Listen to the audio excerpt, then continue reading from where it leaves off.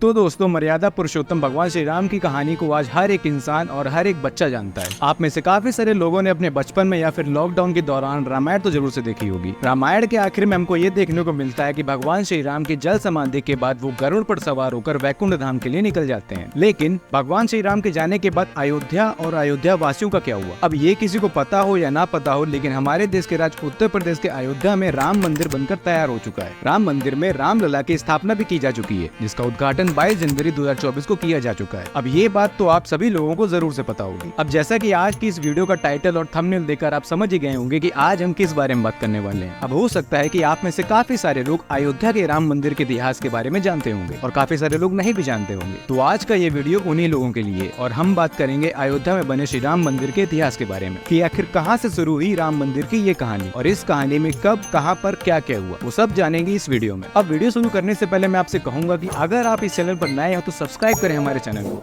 और हाँ, घंटी जरूर से ऑन करें ताकि आने वाले नई वीडियोस की नोटिफिकेशन आपको तुरंत मिल सके। और अगर आपको ये वीडियो पसंद है तो वीडियो को लाइक करें और शेयर करें अपने दोस्तों और परिवारजनों के साथ। तो चलिए शुरू करते हैं अयोध्या नगरी की इस कहानी को।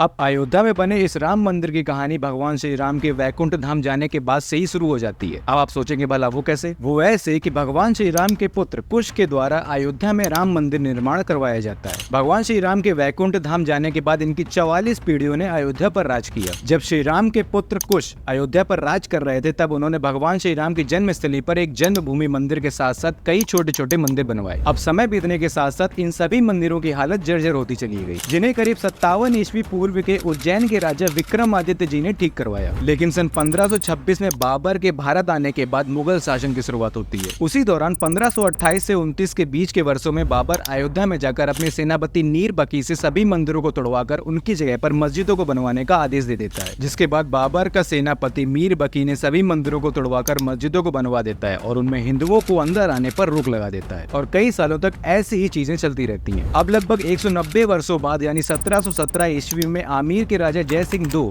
मस्जिद के बाहर जमीन देकर एक चबूतरा बनवाते हैं, जहां पर श्री राम जी की एक मूर्ति को स्थापित किया जाता है। जिसके बाद वहां पर मस्जिद के अंदर मुस्लिम समुदाय नमाज करते थे और वहीं बाहर चबूतरे पर हिंदू भगवान श्री राम की पूजा करते थे, और ऐसा कई सालों तक चलता रहा। लेकिन साल 1853 में भारत के 14 सांप्रदायिक अखाड़ों में से एक निर्मोही अखाड़ा ने यह दावा किया कि इस मस्जिद की जगह पर पहले राम मंदिर बना हुआ था, जिसको बाबर के शासन के दौरान मंदिर को तोड़कर मस्जिद बना दी गई थी। ये दावा करते हुए निर्मोही अखाड़ा ने कहा कि हम फिर से उसी जगह पर राम मंदिर बनाएंगे। इस बात को सुनने के बाद मुसलमानों के द्वारा इस बात का विरोध किया जाता है, और फिर यहीं से हिंदू और मुसलमानों के बीच लड़ाई शुरू हो जाती है। कई जगहों पर इस विवाद को लेकर दंगे होते हैं, और इन दंगों को रोकने के लिए ब्रिटिश सरकार 1859 में चबूतरे और मस्जिद के बीच में एक फेंसिंग बनवा देती है, जिससे ये मामला कुछ सालों के लिए तो रुक जाता है। अब यहाँ पर क्या होता है कि साल 1885 में निर्मोही अखाड़ा के महंत रघुवर दास जी फैजाबाद डिस्ट्रिक्ट कोर्ट में राम चबूतरे पर एक शेल्टर बनाने की अपील करते हैं, लेकिन उनकी इस अपील को खारिज कर दिया जाता है, जिसकी वजह से हिंदू समुदाय में एक आक्रोश पैदा हो जाता है और फिर से कई जगहों पर हिंसा शुरू हो जाती है। इन दंगों में राम चबूतरे और मस्जिद के बीच बनी फेंसिंग के साथ साथ मस्जिद की दीवार को भी तोड़ दिया जाता है। हिंसा के बाद ब्रिटिश सरकार के द्वारा मस्जिद की दीवार को फिर से बनाया जाता है, और साथ ही में एक नियम लागू किया जाता है कि मस्जिद को केवल जुम्मे की नमाज के लिए ही खोला जाएगा। अब जब तक हमारा देश भारत आजाद होता है, तब तक सभी लोग इस रूल को फॉलो करते हैं। लेकिन आजादी के 2 साल बाद यानी 23 दिसंबर 1949 को यहाँ पर एक घटना घटती है। होता यह है कि इस दिन सुबह हिंदू समुदाय द्वारा मस्जिद में घंटियों और शंखों के बजाने के साथ पूजा की जाती है, जिसकी वजह से वहां पर 2 अलग अलग समुदायों की भीड़ जमा हो जाती है। हिंदुओं की भीड़ जमा होती है वहां पर पूजा करने के लिए, और मुसलमानों की भीड़ जमा होती है इसका विरोध करने के लिए। अब भीड़ इतनी ज्यादा हो जाती है कि वहां की पुलिस भी इस भीड़ को कंट्रोल नहीं कर पाती, जिसके बाद वहां पर डिस्ट्रिक्ट मजिस्ट्रेट का ओहदा संभाले हुए के नायर इस सिचुएशन की खबर तुरंत प्राइम मिनिस्टर ऑफिस को दे देते हैं। जब यह मामला दिल्ली पहुंचता है, तब उस समय देश के प्रधानमंत्री जवाहरलाल नेहरू थे। अब यह खबर मिलते ही नेहरू जी ने पीएमओ ऑफिस से के नायर को एक संदेश पारित करके कहते हैं कि किसी भी चीज को जोर जबरदस्ती से हथियाना गलत है, मूर्ति को तुरंत मस्जिद से बाहर किया जाना चाहिए। अब इसके जवाब में के नायर प्राइम मिनिस्टर को एक लेटर लिखते हैं और कहते हैं कि यहाँ की सिचुएशन को देखते हुए मूर्ति को किसी भी हालत में बाहर नहीं निकाला जा सकता, क्योंकि यहाँ के पुजारियों का मानना है कि बिना पूजा हवन किए अगर मूर्ति को बाहर निकाला तो पाप लगेगा। जिसके बाद फिर से पीएमओ की तरफ से के नायर के पास एक जवाब आता है कि आपको जो आदेश दिया गया है उसका पालन करें और मूर्ति को मस्जिद से बाहर निकलवाएं। अब हालात इतने खराब होते हैं कि के नायर आदेश के जवाब में पीएमओ को फिर से एक लेटर लिखते हैं और उनको दो अलग अलग सुझाव देते हैं। पहला सुझाव ये कि यहाँ पर सिचुएशन को देखते हुए मस्जिद की सुरक्षा के लिए मस्जिद के बाहर एक जालीनुमा गेट लगाना होगा, जिससे मस्जिद को कोई नुकसान नहीं होगा और सभी लोग बाहर से दर्शन कर सकेंगे। और दूसरा सुझाव यह कि इस मामले को कोर्ट को सौंप देना चाहिए, जिससे कोर्ट का आदेश आने तक सभी लोग शांत रहेंगे। जिसके बाद के नायर ने सुझाव देने के साथ साथ अपना रेजिग्नेशन भी दे दिया। अब इनके रेजिग्नेशन को तो एक्सेप्ट नहीं किया गया, पर पीएमओ को उनके सुझाव काफी पसंद आए। जिसके बाद ये मामला कोर्ट में चला जाता है और रामलला की मूर्ति वहीं पर रहती है। अब मामला कोर्ट में जाने के बाद हिंदू पक्ष से निर्मोही अखाड़ा और मुस्लिम पक्ष से सुन्नी वक्फ बोर्ड दोनों की तरफ से केस फाइल किया जाता है, जिसमें निर्मोही अखाड़ा कहता है कि यहाँ पर शुरुआत से राम मंदिर था और मूर्ति निकलने के बाद अधिकार हमें दिया जाए ताकि हम यहाँ पर राम मंदिर बना सकें। वहीं दूसरी तरफ सुन्नी वक्फ बोर्ड ये दावा करता है कि यहाँ पर शुरुआत से ही मस्जिद रही है और इसका पूरा अधिकार हमें मिलना चाहिए। जिसके बाद करीब 20-25 साल तक ये दोनों ही केस कोर्ट में रहते हैं। देश की आजादी के बाद अभी तक जो मामला चल रहा था तब कांग्रेस पार्टी सत्ता में थी। साल 1980 में भारतीय जनता पार्टी का गठन होता है। बताया जाता है कि बीजेपी के गठन के बाद शिवसेना, बजरंग दल, आरएसएस और विश्व हिंदू परिषद जैसे सभी हिंदू दल सक्रिय हो जाते हैं और साल 1984 में विश्व हिंदू परिषद द्वारा एक धर्म संसद का आह्वान किया जाता है, जिसमें बीजेपी के बड़े बड़े नेता जैसे लाल कृष्ण आडवाणी, मुरली मनोहर जोशी शामिल होते हैं। इस संसद में विश्व हिंदू परिषद के प्रेसिडेंट अशोक सिंघल ये ऐलान करते हैं कि राम मंदिर जरूर से बनेगा और इस मंदिर को बनवाने के लिए पूरे देश भर से ईंटें मंगवाई जाएंगी। ये बात धीरे धीरे करके पूरे देश में फैल जाती है। 1984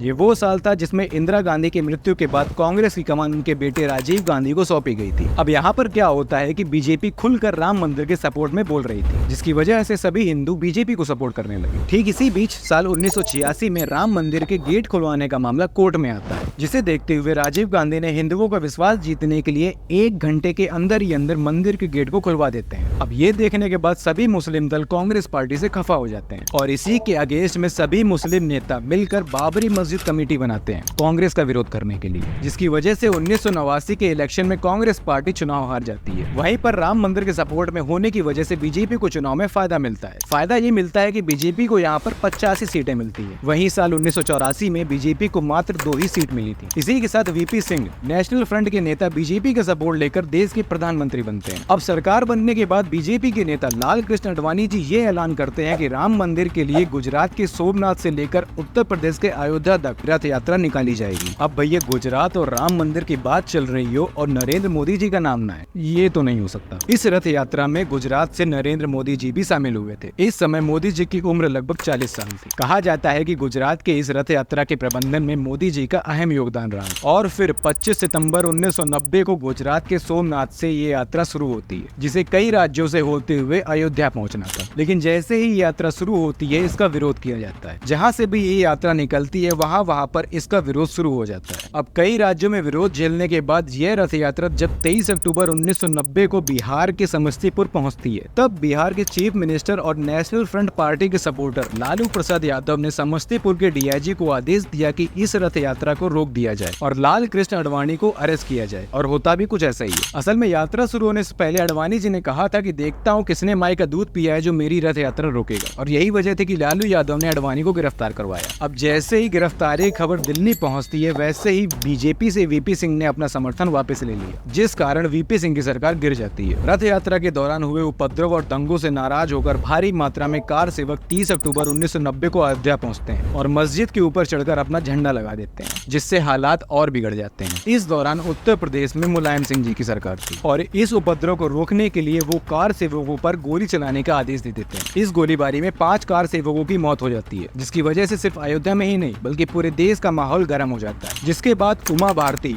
अशोक सिंघल जैसे बड़े बड़े हिंदूवादी नेता 5-5 कार सेवकों के साथ गुस्से से भरे हुए हनुमानगढ़ी की ओर बढ़ते हैं। इस गुस्साए भीड़ को देखकर पुलिस फायरिंग शुरू कर देती है, जिसमें कई कार सेवक मारे जाते हैं। जिसके बाद विरोध प्रदर्शन और बढ़ जाता है और परिणाम स्वरूप 1991 का चुनाव मुलायम सिंह हार जाते हैं और उत्तर प्रदेश में बीजेपी सरकार के मुख्यमंत्री बनते हैं कल्याण सिंह। लेकिन 1991 में कांग्रेस लीडर राजीव गांधी की मृत्यु की वजह से लोगों की सहानुभूति कांग्रेस पार्टी को मिलती है, जिससे सेंट्रल में कांग्रेस की सरकार बनती है और प्रधानमंत्री बनते हैं पीवी नरसिम्हा राव। अब उत्तर प्रदेश में बीजेपी की सरकार बनने के बाद अयोध्या के पुजारियों की सहमति से 10 जनवरी 1991 को 2.77 एकड़ जमीन जन्मभूमि न्याय ट्रस्ट को दे दी जाती है। ये ट्रस्ट राम मंदिर के लिए कंस्ट्रक्शन चालू कर देता है, लेकिन ये मामला पहले से ही कोर्ट में चल रहा था, जिस कारण कोर्ट की तरफ से इस कंस्ट्रक्शन पर बैन लगा दिया जाता है। बैन लगने के बाद भी 1992 में कंस्ट्रक्शन को चालू करने के लिए कार सेवकों को आह्वान किया गया। अब इस दौरान यूपी में बीजेपी की सरकार थी और केंद्र में कांग्रेस की सरकार थी और दोनों को ही ये डर था कि कहीं फिर से पहले जैसे हालात न बन जाए। इसलिए 30 अक्टूबर 1992 को पीएम पीवी नरसिम्हा राव विश्व हिंदू परिषद और सिया सुन्नी बोर्ड दोनों के ही लीडर्स को दिल्ली बुलाते हैं मीटिंग के लिए, जिसका कोई परिणाम नहीं निकलता है। जिसके बाद विश्व हिंदू परिषद के नेता आपस में ही मीटिंग करके 6 दिसंबर को फिर से कार सेवकों को बुलाने का ऐलान कर देते हैं। अब पीवी नरसिम्हा राव यूपी के सीएम कल्याण सिंह को प्रेसिडेंशियल रूल लागू करने का आदेश देते हैं, लेकिन यूपी के सीएम कल्याण सिंह हलफनामा देते हुए कहते हैं कि यहाँ पर कोई हिंसा नहीं होगी। 6 दिसंबर 1992 को 2 लाख से ज्यादा कार सेवक अयोध्या पहुँचते हैं। इसी समय बीजेपी के कुछ लीडर्स पर अयोध्या आने पर बैन लगा हुआ होता है, जिस वजह से उमा भारती सिर मुंडवाकर अयोध्या आती है ताकि उन्हें कोई पहचान न सके। उमा भारती के साथ साथ अटल बिहारी वाजपेयी जी, अशोक सिंघल, लाल कृष्ण आडवाणी जैसे कई नेता अयोध्या पहुंचते हैं और फिर ये भीड़ 5 बजे तक मस्जिद के तीनों गुंबद को तोड़कर मेन गुंबद की जगह पर एक छोटा सा राम मंदिर बनाकर रामलला की मूर्ति को रख दिया जाता है, जिस कारण हिंदू और मुस्लिम लोगों के बीच दंगे शुरू हो जाते हैं और राज्य सरकार की सारी व्यवस्थाएं फेल हो जाती। हजारों की संख्या में लोगों की मौत होती है, जिस कारण सेंट्रल गवर्नमेंट द्वारा यूपी में प्रेसिडेंशियल रूल लागू कर दिया जाता है, जिसके बाद कल्याण सिंह सीएम पद से अपना इस्तीफा दे देते हैं। साल 2001 में जब बीजेपी पार्टी से अटल बिहारी वाजपेयी जी की सरकार बनती है, तब विश्व हिंदू परिषद द्वारा सेंट्रल गवर्नमेंट को बोला जाता है कि राम मंदिर को बनवाने का काम शुरू करवाओ और अगर सेंट्रल गवर्नमेंट से नहीं हो रहा है तो हमें बता दो, हम बनवा देंगे मंदिर। अब जब सरकार की तरफ से कोई जवाब नहीं मिलता है, तब विश्व हिंदू परिषद सैकड़ों कार सेवकों के साथ मिलकर राम मंदिर के कंस्ट्रक्शन 15 अक्टूबर 2002 को शुरू कर देती है। जब ये कार्यकर्ता अयोध्या से लौटकर वापस जा रहे थे, तब गोधरा में भड़के हुए लोगों के द्वारा ट्रेन में आग लगा दी जाती है, जिसमें 58 लोगों की मौत हो जाती है और इसके बाद एक बार फिर से पूरे देश का माहौल गर्म हो जाता है। जिसके बाद कोर्ट के द्वारा एएसआई को इस मंदिर के आसपास खुदाई करके मंदिर से रिलेटेड प्रूफ निकालने के लिए बोला जाता है। करीब 6 महीने बाद जब एएसआई की रिपोर्ट आती है, जिसमें 10वीं और 12वीं शताब्दी के हिंदू मंदिरों के अवशेष मिलते हैं, जिसके आधार पर 30 सितंबर 2010 को कोर्ट का फैसला आता है, जिसमें कोर्ट पहली बार ये मानती है कि यहाँ पर राम जन्मभूमि थी। सीता रसोई और चबूतरा निर्मोही अखाड़ा को दिया जाता है, सेंटर एरिया राम भूमि न्यास को दिया जाता है और बाकी का एरिया सुन्नी वक्फ बोर्ड को दिया जाता है। इसके बाद भी कोई भी पद इस फैसले से एग्री नहीं करता है और साल 2011 में यह मामला सुप्रीम कोर्ट में चला जाता है। करीब 6 साल तक केस पेंडिंग रहने के बाद साल 2017 में सुप्रीम कोर्ट में इस केस की सुनवाई होती है और 2 साल बाद 9 नवंबर 2019 को 5 जजेस की बेंच के द्वारा एएसआई की रिपोर्ट के आधार पर करीब 2.77 एकड़ जमीन राम जन्मभूमि ट्रस्ट को दे दी जाती है, लेकिन इसका मालिकाना हक केंद्र सरकार के पास ही रहेगा और उत्तर प्रदेश सरकार को आदेश दिया जाता है कि मुस्लिम पक्ष को इस जमीन से दूर किसी और जगह 5 एकड़ जमीन सुन्नी वक्फ बोर्ड को मस्जिद बनाने के लिए दी जाए और इस तरह सबसे लंबे चलने वाले मामले का फैसला किया जाता है। और जब ये फैसला आया, तब किसी भी पक्ष ने ना ही इसका विरोध किया और ना ही कोई हिंसा हुई और फिर 5 अगस्त 2020 को पीएम नरेंद्र मोदी अयोध्या पहुंचकर राम मंदिर का शिलान्यास करते हैं, जिसके बाद मंदिर बनना शुरू हो जाता है और 22 जनवरी 2024 को राम मंदिर बनकर तैयार हो जाता है और उसी दिन इस मंदिर का उद्घाटन किया जाता है।